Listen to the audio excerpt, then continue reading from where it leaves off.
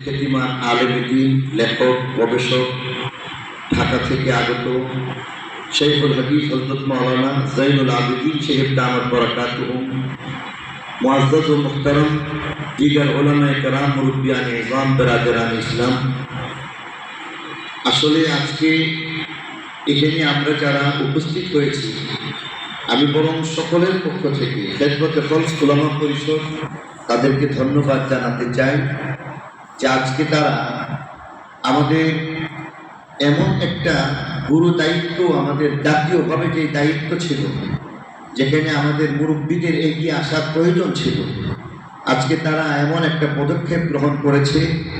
উলামায়ে কেরামের জীবন কর্ম এবং উলামায়ে কেরাম, বিশেষত উলামায়ে দেওবন্দের অবদান সম্পর্কে কিছু আলোচনার একটা আয়োজন করেছেন। এই কারণে তাদেরকে ধন্যবাদ এবং মোবারকবাদ জানাই। সাথে সাথে আমি আশা করব যে আজকে এই ছোট ছোট বাচ্চা বলব, উলামায়ে কেরামের সামনে, মুরব্বীদের সামনে তারা আসলে বাচ্চা তুলব, যারা এই বিরাট একটা আয়োজন করেছেন, এর দ্বারা বড়দের জন্য বিরাট একটা দিক নির্দেশনামূলক বিষয় হয়ে গেছে। কেমন যেন তারা ছোট হয়েও আমাদেরকে, বড়দেরকে তাদের দায়িত্ব সম্পর্কে কিছুটা জাগ্রত করে ফেললেন। যেমনভাবে এই বাংলাদেশের মধ্যে বিগত 5 আগস্টের মধ্যে ছাত্র জনতার মাধ্যমে নতুন করে বাংলাদেশ একটা সুন্দর স্বনির্ভর বাংলাদেশের দিকে এগিয়ে যাচ্ছে, ছাত্রদের মাধ্যমে এটা হয়েছিল।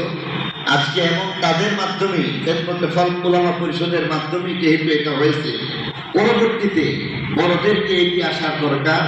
এই কারণে এখানে নরসিংদী, ঢাকা, ব্রাহ্মণবাড়িয়ার যে সমস্ত উলামায়ে কেরাম রয়েছে, স্থানীয় যে সমস্ত উলামায়ে কেরাম রয়েছে, তাদের সকলের প্রতি অনুরোধ করব যে আমরা আমাদের বড়দেরকে নিয়ে কিছু ভাবব।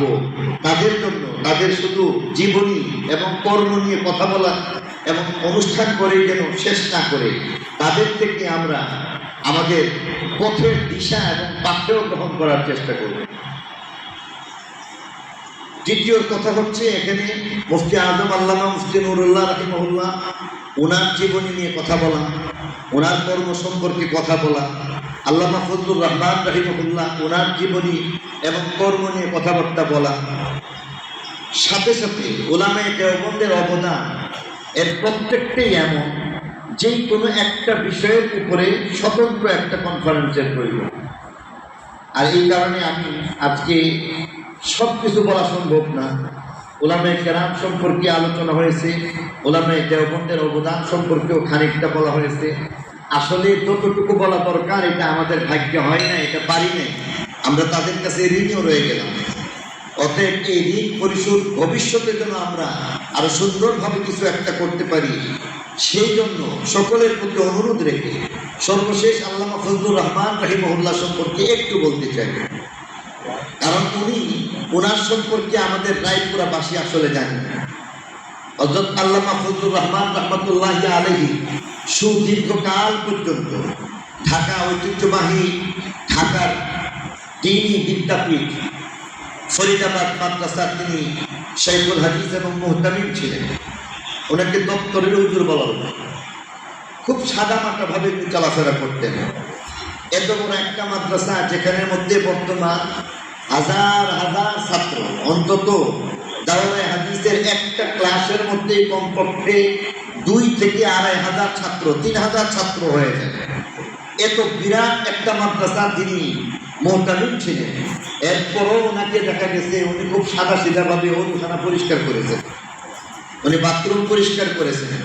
ছাত্ররা অনেক সময় ওজুখানাগুলিকে নোংরাভাবে রাখতেন, তিনি সেখানের মধ্যে এখানে গিয়ে নিচ থেকে পরিষ্কার করে চুপচাপ চলে আসতেন, কাউকে কিছু বলতেন।